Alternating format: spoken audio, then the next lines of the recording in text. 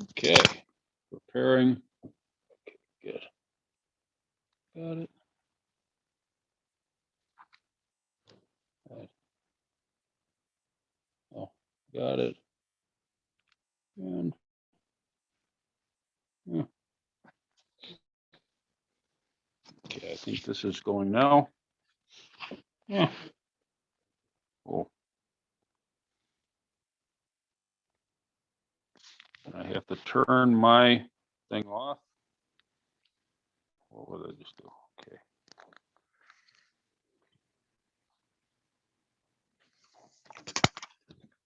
Ready? Yep. All right.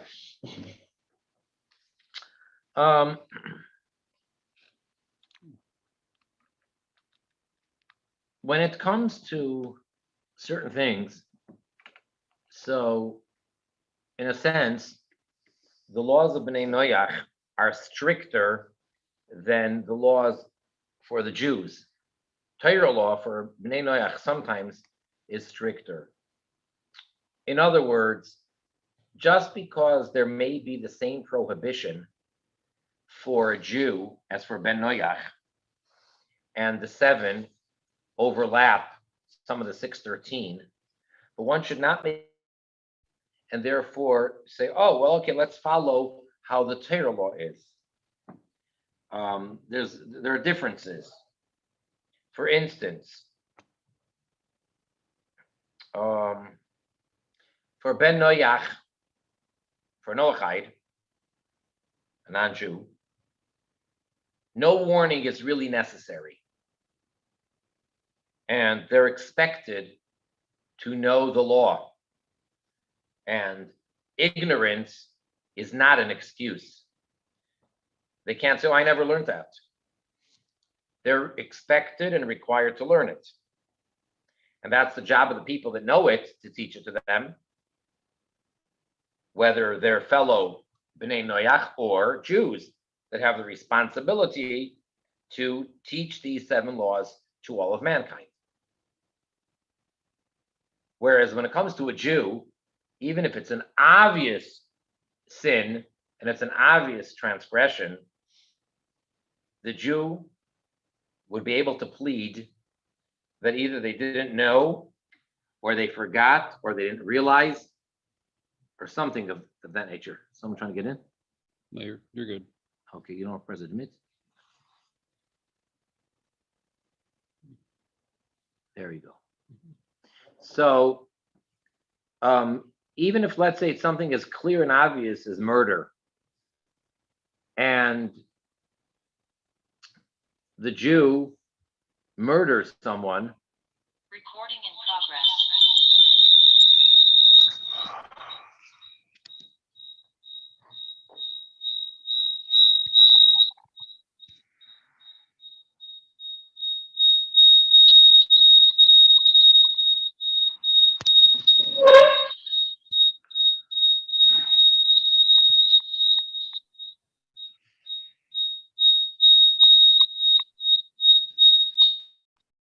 See how talented I am? I could whistle while I speak. So the Jew would not receive the death penalty by the Jewish courts if there wasn't a proper warning with the response of the sinner, of the aggressor. They have to respond, and it has to be within a very short period of time. They have to immediately respond, and there have to be 2 witnesses, lots and lots of details. By Bnei Noach, we're not that, so to say, particular. And the witnesses also don't have to be with the same restrictions as they do for the Jew. And if a Ben Noach committed such a crime, they're expected to have known. Another rule is, being that the 7 commandments, the 7 Bnei Noach commandments, 6 of them are negative, are prohibitions, don'ts. And one of them, the one about establishing judges, is the only positive one. So the rule is that in order to be liable for a death penalty, according to some, it's only if the Ben Noach transgressed a negative commandment, prohibition, but not if they failed to keep a positive one, which in this case would be to establish judges. And that brings us to something mentioned in this week's Torah portion.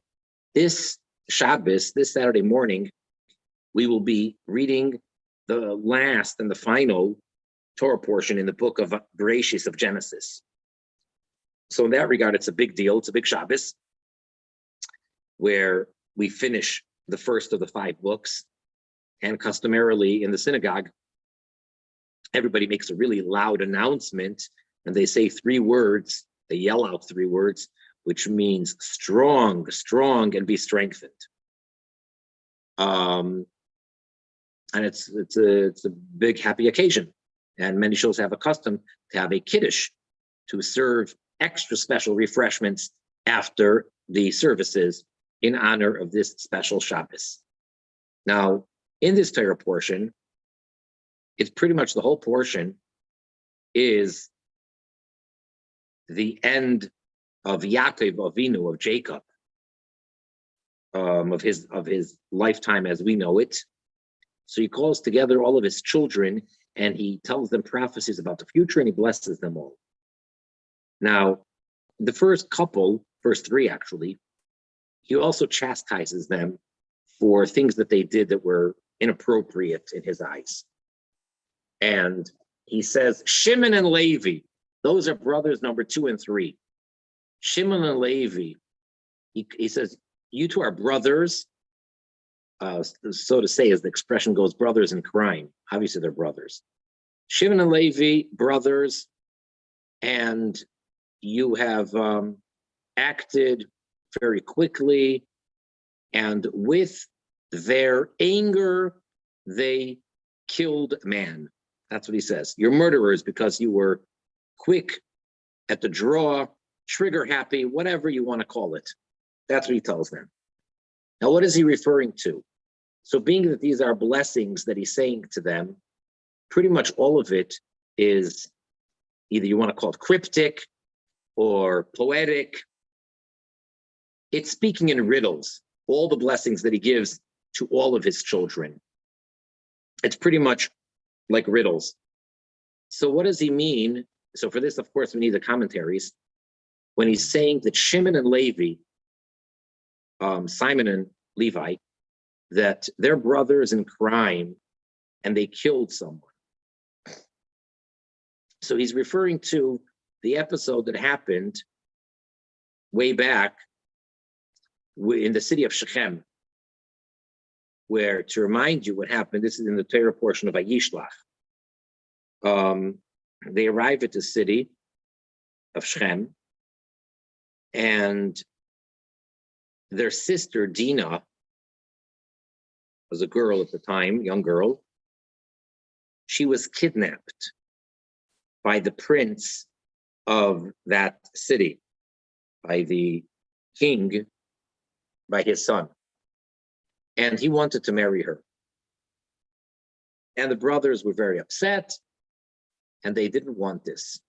So they, his father came and he said, you know, my son really wants to marry your daughter. And they came up with a pretty incredible idea. And they said, these 2 brothers, they were 13 and 14 years old at the time. And they said, no problem. You can marry our younger sister. But there's only one problem.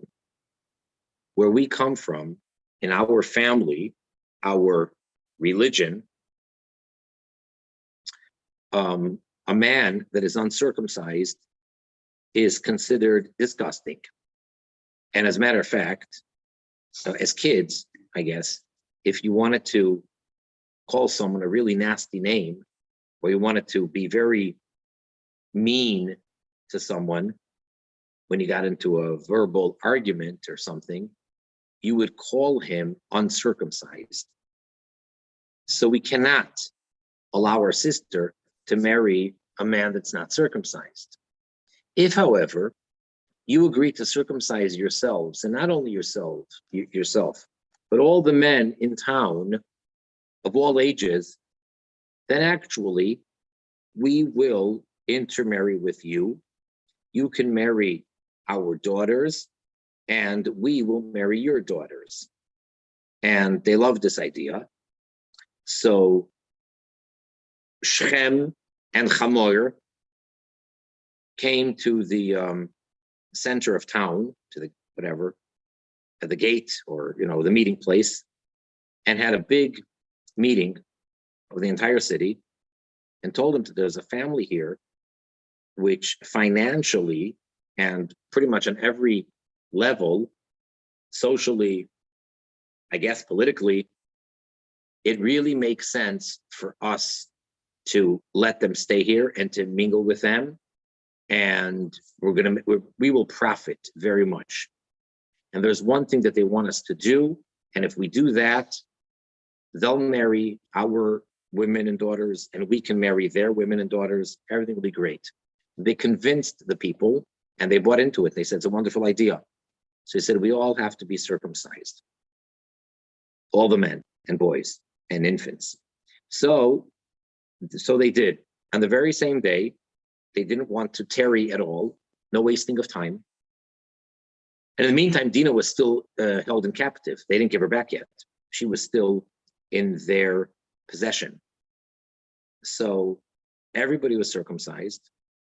And on the third day, which traditionally, that is supposed to be the most difficult day, as far as the being weak and wounded from this procedure. So on the third day, when they're the weakest, Shimon and Levi, the two of them, double-handed, just the two of them, went around and they slaughtered the entire city. They killed everyone. And they took back their sister Dinah and redeemed her and brought her home. Now, that's what their father, Yaakov, Jacob, was upset about. And he tells them, the surrounding area, they're going to hear about this. They're not going to like this. We're in the Middle East. This is not the Wild West. And they may come after us. And I don't know what you guys did to me. And he was really upset. And then they told their father, well, are we going to allow someone to do this to our sister? So now, at the end of his life, he's reminding them of that. And he's saying that it was your anger that did it. So as the main commentary, Rashi, points out, even when he's chastising them, he's not chastising and saying that they did anything wrong per se, but he's wording it in such a way, it's that with your anger, it's almost as if it's a third person. Your anger killed people. Anyhow, the question becomes, what were they thinking? And how do they just because an injustice was done, just because their sister was kidnapped, you kill out the whole city? Not only the criminal, but kill out everybody? So that seems a bit extreme. Like, what were they thinking? What's going on over here? So the way that the Rambam explains it,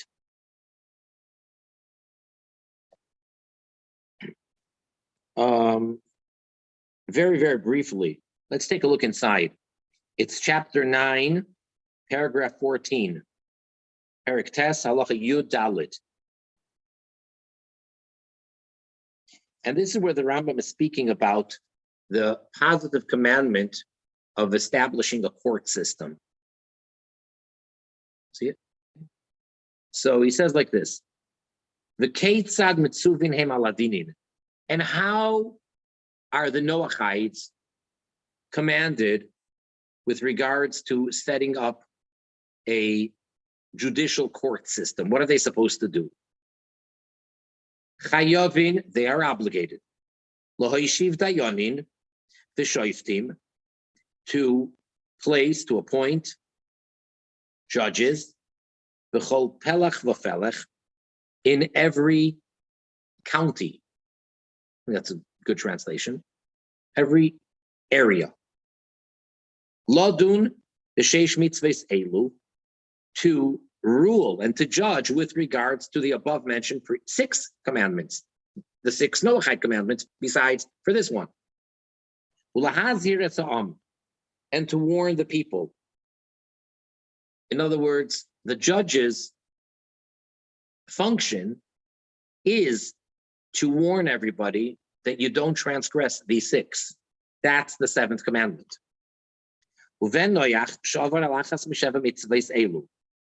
And a Ben Noach, a Noachite, that transgressed one of these 7 commandments, yehareg b'sayif, is to be put to death by the sword, meaning to be beheaded.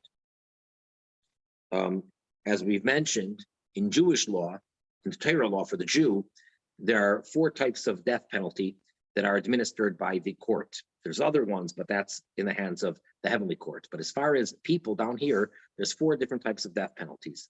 For the Ben Noach, there's only one, and that is called Sayif, which means the sword. Now here's the line that's very relevant. And for this very reason, Nischayvu became obligated.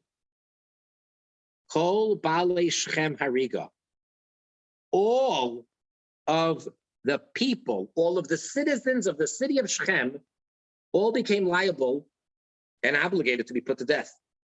Why? Sheharei, for behold, Shechem Gazal, the prince, the one the story is all about, Shechem, he stole. Now that's a transgression of one of the 7. So he has to be put to death by the court because he transgressed, he stole. The Himra'u, and this was a public offense. So they saw, it wasn't a private secret theft. They saw what he did, the Yadu. Everybody knew that he kidnapped Dinah, the daughter of Jacob. That was known. The Loida knew. And for whatever reason, and they did not judge him. They did not put him to death.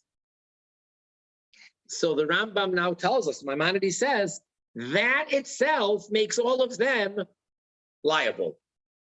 So they didn't commit the sin of stealing, of theft, but they transgressed another one of the 7 Noachite commandments, namely the 7th one of establishing a court system. They failed. So even if they had a court system and they would, uphold some of the laws, and if anybody would murder somebody, they would judge them, whatever. But here they failed to judge Shechem for whatever reason. We don't know, and it's irrelevant. Perhaps it's because he was the prince and they felt that they didn't have the power to go that high, or that he's above the law, or that his father, whatever the case is, it doesn't matter. Everybody knew and they failed. That is the reason that the entire city, everybody, not just people that were appointed judges, everybody, therefore, is to be put to death. So in fact, what Shimon and Levi did, according to this explanation right here in Maimonides, was the right thing to do. Or at least there was nothing wrong with what they did. They didn't commit murder.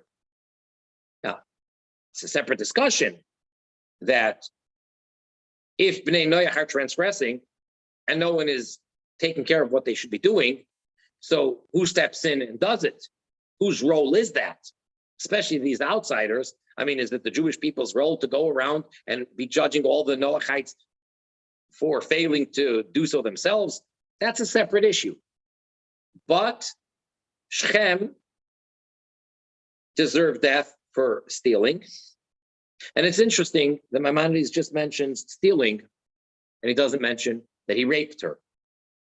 And that itself, you would assume, is also transgressing. Maybe not. And all the people of Shechem, because what did they do wrong? They did not fulfill this commandment of having a law, a judicial court system in place here.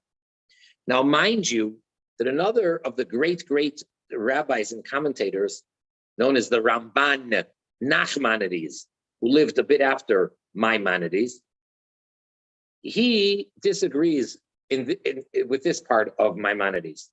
And he says, no, there's no death liability for not having a court system or not acting justly in judging people, because that's a positive commandment. And in order for a person to be liable for the death penalty, they need to have transgressed something which is a negative commandment, a prohibition, which is the other 6, not this one. So therefore, he says that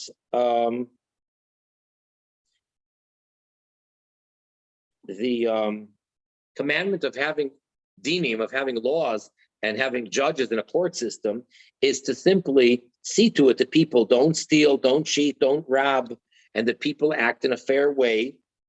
And they should put in laws of fines in place. And all of the civil laws is what they need to do. And if someone transgressed any of those, well then, they would be put to death, but not for failing to judge them.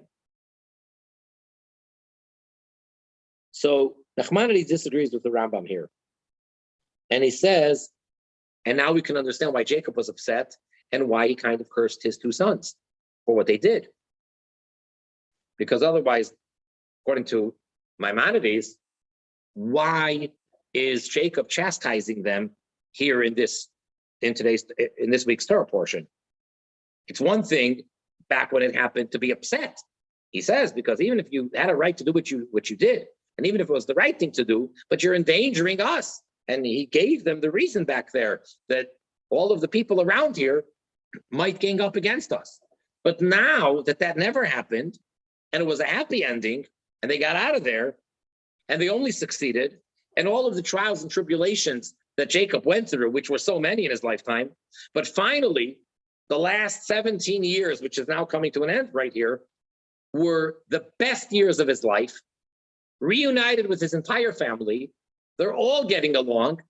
They're all believers and observant people and going in his ways, in his footsteps, and his ancestors.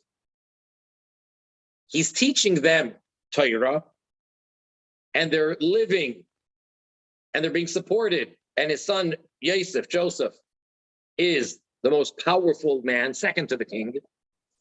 So everything is great. Everything is wonderful. And now, on his deathbed, he's chastising his 2 sons for what they did. That means that he felt that it was wrong. Not just back then. Now, where we're able to look at it, so to say, more objectively, and Jacob is still telling them off for it. And he's saying that with your anger, you went ahead and did such a thing, and therefore he ends up actually giving them a little bit of a curse, of a punishment that they're going to have to go around to collect for their sustenance, for their livelihood, whatever. So Nachmanides makes the argument, so you see that it couldn't have been that it was a perfectly right thing to do. Shechem, yes. He, the thief, the kidnapper, he had to be put to death. He was liable to death, but not the rest of the city. So here we have 2 opinions as to whether it's a death penalty for not living up to this law of having a judicial court system in place. For the most part, it's this whole discussion is academic nowadays, surely here in the United States. Now, to have a system as we do in place with law and order is a fulfillment of this commandment. Even if it's, so to say, modified, and even if the penalty and the way they go about admitting evidence and so on is not in accordance with the Torah, but it's still is a fulfillment of this commandment, because according to the Torah, anyone who transgresses any of at least those 6 commandments should be put to death. So when we speak about the death penalty and that whole political discussion and argument and debate in the United States, for one, between one state and the other, whether we have the death penalty or not. So at least theoretically, by Torah law, not only should major crimes be a capital offense and the person should be put to death, it should even be if someone walks into the store and walks away with 1 candy without paying for it, stealing, that would be a death penalty. So that's a little bit, we're not used to that in our society. But at least the fact that there is some type of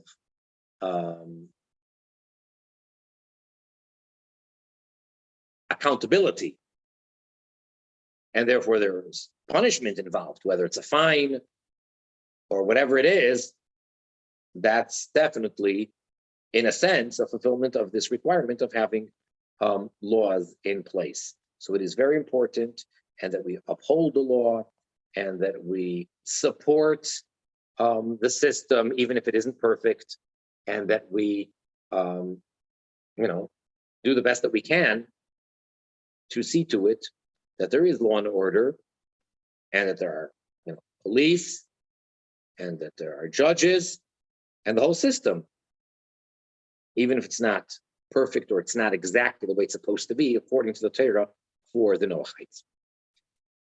Any questions on any of that? Well, I'm afraid I'm stuck on the transgressions shall be executed. So I know that our laws, right now, the laws of the United States, you have to be like some horrendous murderer in order to get the execution. But technically, if a Noahide did something, like you said, they took something from somebody or whatever, that they would be liable to be beheaded. And I don't know, it just is kind of, we'd probably, end up getting rid of, the majority of Noahides. Well, I think everybody would fall into line pretty quickly before we got rid of a great percentage of the population. I think people would kind of fall into line. If it became real, is what you're saying. Yeah. Okay. But the good news is that we don't do that nowadays. And similarly, because we're in exile, so the Jewish people as well, even for those cases where a Jew would be executed, it's not done anymore. And that's, in a sense, I guess you could say, an advantage or a silver lining to being in exile. Everything has its advantages, but I think that at least by us knowing what the biblical punishment for it is, drives the message home. And then we can, of course, be very thankful that in actuality, that's not what's done, and we're good to go. It's interesting to note that in all of the many talks of the Lubavitcher Rebbe Melech HaMashiach about the 7 Noachide commandments and the importance to promote them and teach them, etc., many hours he spoke about it, and many talks, some of which are formally, officially edited essays of his. I don't recall, no, for the most part, when he speaks publicly about this campaign, I don't really recall him ever mentioning that it's a capital offense and that there would be the death penalty. He doesn't get into that. It's more like just the positive, just stress the importance, the obligation. And he speaks a lot about a moment of silence in the public schools and how that's super important to bring God into the picture, and using the term in the Ethics of Our Fathers in the Pirkei Avos, in the Mishnah, in the Talmud, that there's an eye that sees and an ear that hears. And we have to educate everyone, all children, from the youngest age, that there is an eye that sees and an ear that hears.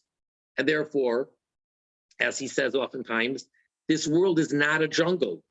And that's how the education has to go.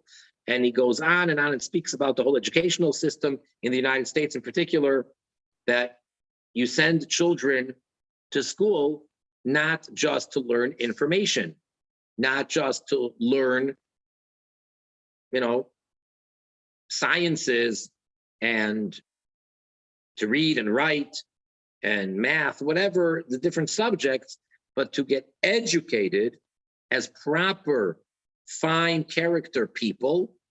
And it has to be imbued with the knowledge and the recognition of the divine, of the creator, and that they're not only is their accountability, but the children have to be taught from a very young age, and it has to be constantly reinforced that there's no such thing as doing something that no one saw. Every move we make, he, capital H, sees and hears. And he says if that were to be the case, the crime rate would be remarkably lower. And one of the times he spoke about it was back in 1981, after then President Reagan was shot. So I remember a whole long talk about it then. He was explaining that how could such a thing happen? Why would such a thing happen? And why would someone think that they have a right to get away with doing such a thing? And he said that the problem is in the education system, in the public schools of this country, that they don't teach that there's the eye that sees and the ear that hears, and that there's accountability, and that we're here to serve, and we have to follow his laws. And with all those many hours, I don't recall him saying that it's important to let them know even that according to our tradition, it's a capital offense. He doesn't get into that part of it. He didn't say not to say that, of course. And if we're going to study it right here in Maimonides, which, as I often say, this is the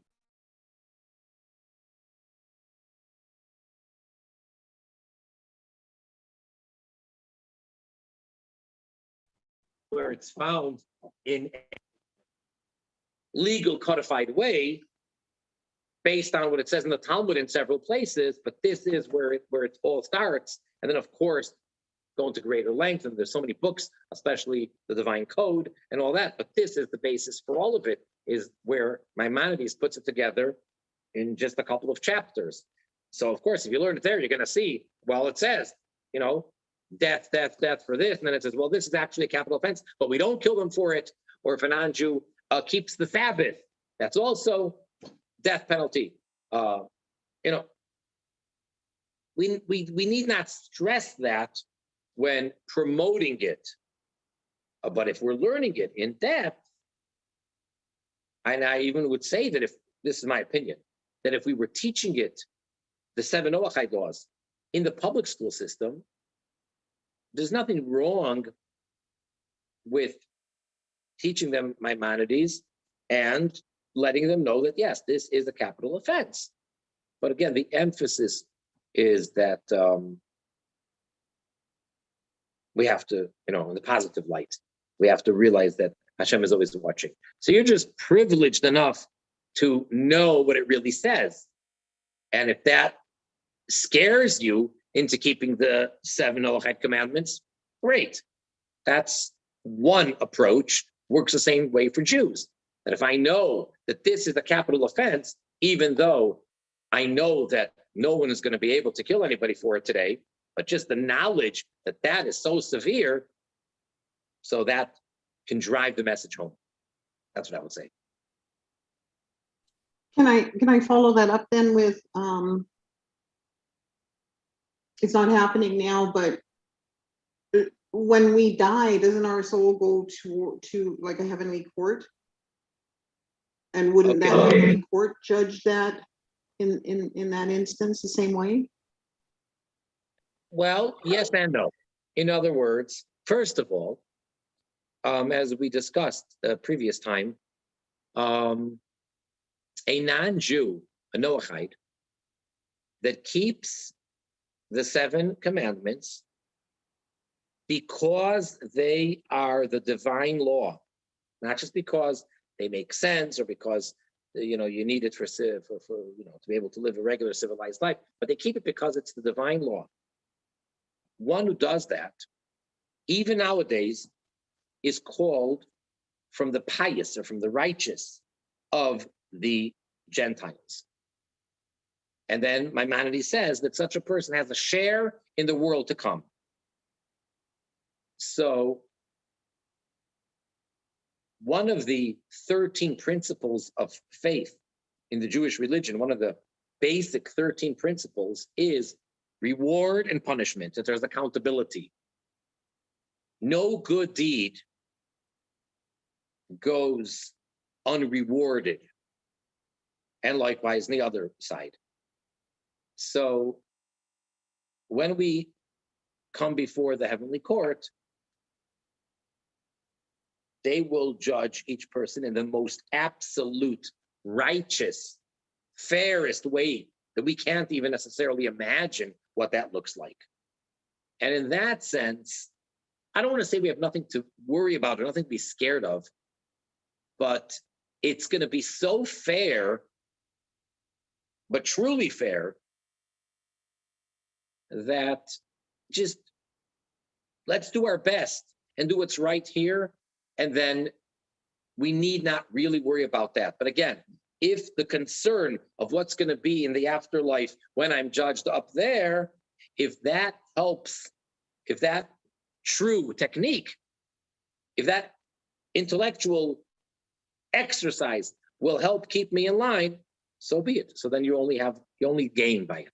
But otherwise, don't get all caught up and say, well, being that Hashem, God, is not limited, and a human being that wants to take revenge of a person, he has to do it before that person dies. Whereas God says, I got all the time in the world. I created time, and I could take revenge, and I could kill someone even after they're dead, because I can do anything.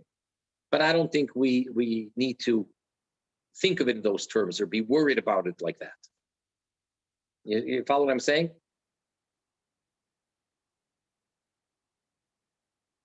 In other words, try to just That makes sense. Yeah.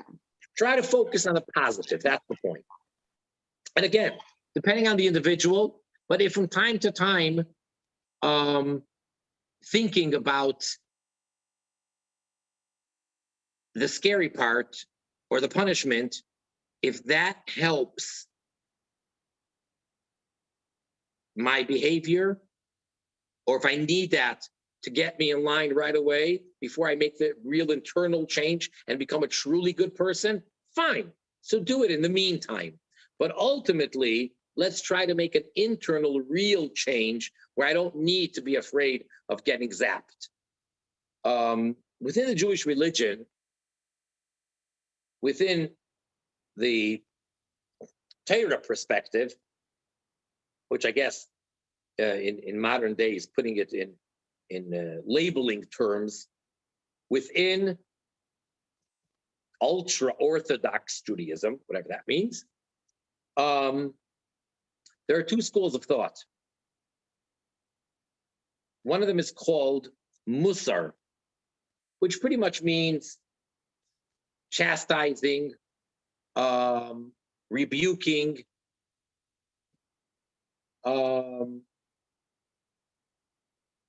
and that school stresses the punishment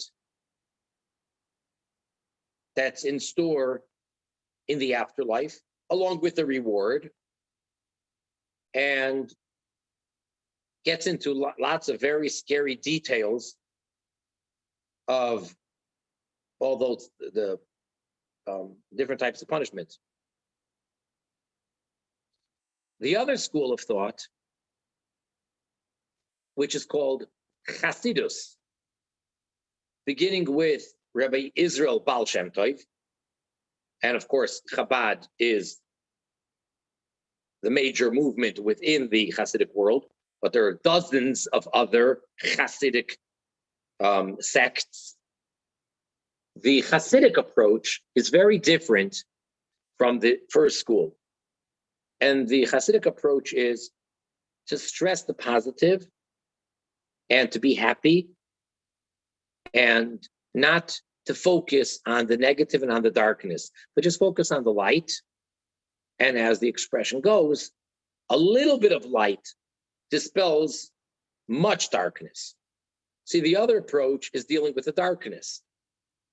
And Hasidus says, sometimes you got to deal with it. But for the most part, don't worry about that. And by adding in positive and by focusing on the positive, not even on the reward, just on the relationship that I have with my maker, so that itself will put everything into perspective and into place, and the darkness will dissipate automatically. So I would say, I'm just coming up with this myself right now. I'm just saying it half seriously. The term used for the righteous of the nations of the world that are keeping the 7 Noachide commandments because they're the divine law is Hasidei Umaysa'ilam. It's the same word, Hasid, Hasidus. It doesn't say, for example, tzaddikim, which means righteous or saintly. It says Hasidei. So perhaps one can suggest that for the Bnei Noach, we have the same thing. Be a Hasid. In other words, take the Hasidic approach of the Baal Shem Tov and focus on the positive and be happy and keep the 7 Noachide commandments, not because you're afraid or you're worried that if you don't, because you're fortunate enough to have been given a purpose in life. You were created by God in the image of God, and you were given a set of rules. The divine has given us human beings a set of rules, and he's given us the greatest gift of freedom to choose between this and that. So look at everything in the positive way, as opposed to, just keeping them because, oh man, if I don't do this, death, execution, the store, guillotine, oh. It's a whole matter of perspective. It's the same law, the same outcome, the same behavior, but coming from a very different place.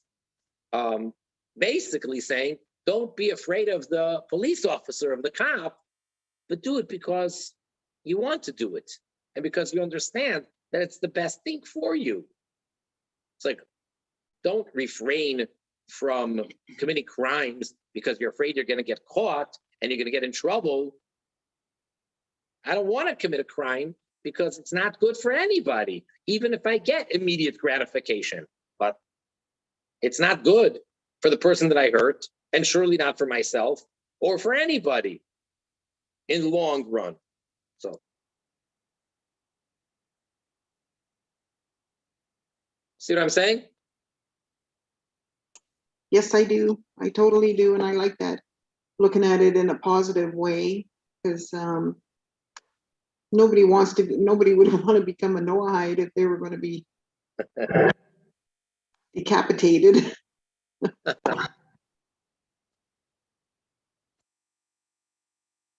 I mean, even the word that Maimonides uses for the requirement of the obligation that the Jew has towards the non-Jews, the Gentile world, to bring them in and bring them into being Noachites, is the same exact word that he uses that Moshiach, that the Messiah, is going to do to the Jewish people. That word is, in Maimonides' words, it's lachuf, which translated literally means to force. Not enforce, but force. So oftentimes it's translated compel. And I think they do that because they just want to soften it a little bit. It's a bit of a harsh word to say that the Messiah is going to force all the Jews to go in the ways of God. And the Jewish people need to force all of mankind to keep these 7. But the truth is, the word is force. But then, this is the part where I want to compare, being that our generation, which is the whole discussion for itself, I don't know to what extent you do know or don't know or what, but being that our generation is the generation of the redemption, as right now, whether or not people know what redemption means or not, but I think everybody on the planet now has to agree that we're definitely at the brink of something. I mean, it better be good. You know, the world is changing, that's for sure. We've never been at this, anything like this before in all of world history, as far as we know. So the redemption process has begun. And Moshiach, the real Messiah, has already come and is already here. And I don't mean 2,000 years ago.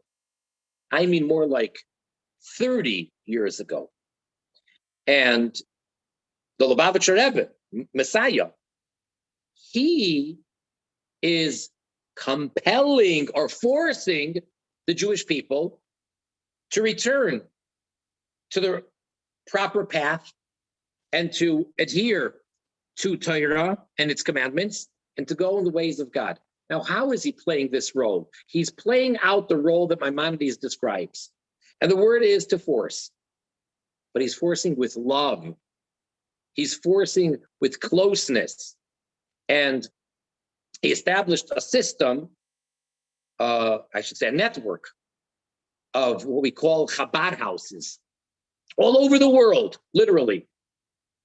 And countless thousands and thousands and thousands of Jews have come back and have become returnees and have become completely observant, totally transformed their whole life. Beforehand, they didn't know better. So they didn't keep kosher, they didn't keep Shabbos, etc., etc. And families and communities have been turned over. So he got them to do that. He has an army of emissaries, of soldiers, and turned over the face of the Jewish world. So he didn't ever do it with any threats. And there are other people, by the way, that nowadays are into it as well. When he started this 50, 60 years ago, he was a lone voice and was the only movement within Judaism, within Orthodox Judaism, that did such a thing of outreach, etc. And at the time, I don't want to get into too many details or too much internal Jewish politics, but at the time, many opposed and said, this is not the way to do it. This is not our way. This is not the way we've seen our predecessors doing it. And they disagreed with the whole approach. Today, I think it's fair to say that there's no one that isn't on board with this approach. And they do it themselves. They do it as well. And some of them, few, but some very vocal individuals, so it sounds like it may be more than it really is, but some of them do take the other approach of fire and brimstone and, cursing and threatening and scaring Jews into becoming observant. And they may have, to some degree, a success rate. People are people and people get scared. But it's not necessary to do it that way. And that's surely not our way. And that's not the way that most people that are involved in it now do it. And again, the point I'm getting at is the same word is used, the exact same word is used by getting the non-Jewish world to keep the Noachite commandments. So even though the word literally means to force, but it doesn't have to be by a way of a stick or a threat or scaring them, but it could be out of love. And for example, if you have a discussion with someone and you prove to them logically that there's a creator and that the giving of the Torah at Sinai is true, and that there are 7 Noachide commandments, if you prove that A plus B plus C, if you just take it step by step, and the person is intellectually honest, and they have no agenda, and they are completely objective, and you take that person and you prove to them, and you bring them logically to the conclusion that they need to keep these commandments, well, you've just forced them. You force them intellectually because they are intellectually honest, and boom, you brought them to that conclusion. So that is a type of force, not physical force. It's an intellectual force.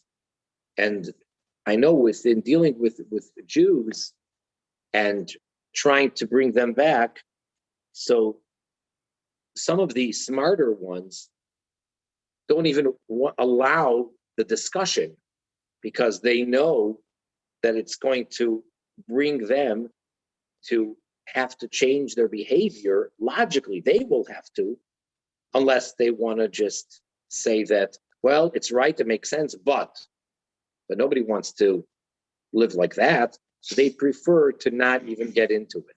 But that would be a form of compelling them. But again, it could be done with the utmost care because you truly care for your fellow human being and you want what's best for them. So that's also a form of compelling. So I think that the bottom line of tonight's discussion would be that Shimon and Levi, that was good, that was necessary, that was then. That's not the approach we take today. Besides the fact that what they did was before the giving of the Torah. So before the revelation at Sinai, it's a whole different approach with regards to everything. But today's approach, especially when we're living in a time where, for the most part, everybody is so broken and confused, the approach to take would be kindness, happiness, compassion, and love.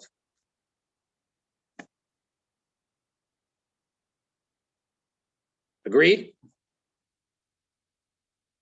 I agree. I agree. Okay. Sometimes it's challenging. Sometimes people can get annoying. And, it can happen, whatever it may be. But you got to always tell yourself, train yourself to always give the person not just the benefit of the doubt, that's the way they say it in America, but you don't know, you really don't know what's going on in the other person's life. And even if this isolated act they did, especially if it's against me, but the isolated act that they have just done is absolutely wrong. No two ways about it. It is, what's the word I'm looking for? It is, and it's not dependent on anything. It's just slipped my mind. There's a good word in English. So this isolated act that they've just done is categorically wrong. No question about it. But I don't know what's behind it. I don't know what just happened to them. I don't know what news they just got. I really, there's literally 1,001 things that could have just happened to this person. And if you think about that, then you're like, it's a whole different relationship. I mean, anything, if someone just like in driving, if someone just cuts you off in an extremely rude and dangerous way, so you can think, what's with them? What are you trying to kill somebody? Don't you know we all are in this rat race. Like, what's with you? What are you thinking? Doing such an irresponsible, dangerous thing, cutting off like that. You know what kind of accident could have happened? Okay, you're right. However, you don't know what just happened to this person, where they're coming from, what news really 1,001 different things. So again, not to actually justify the act, but at least to use your imagination and say, I really have no idea, and therefore I have to have compassion and say, maybe the person just lost a loved one, and that's why they're really upset. Or maybe they just found out terrible, terrible news. They just found out that they have some terminal illness. Or maybe, as I said, there's really 1,001 things that you can make up in your mind, and something could really be what ticked them off and why they're in such a crazy, terrible, lousy mood. Could be. So we have to try to train ourselves in a certain way of thinking. So even if a person is rude to me and, well, whatever, at work, whatever the case may be, say this person is so grouchy, or the person's always, or sometimes an employer could always be so mean. You don't know what they're going through in life. If you only knew, you would feel so bad for them, and you would not care that you're being so mistreated, because that feeling would be overwhelmed with your feeling of just feel sorry for them, and you feel so much pity and mercy and compassion, because they're just, wow, I didn't know that they're going through that. So we never know.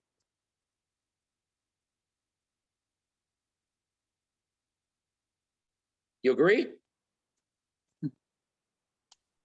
Oh, yeah, no, I've caught myself thinking that too, you jump to conclusions, and then you do have to think twice about, why is this person doing these horrible things? And we see it all the time, even on the news, when somebody does something, they automatically have their own agenda sometimes with declaring a person guilty or not. Right. So, yeah.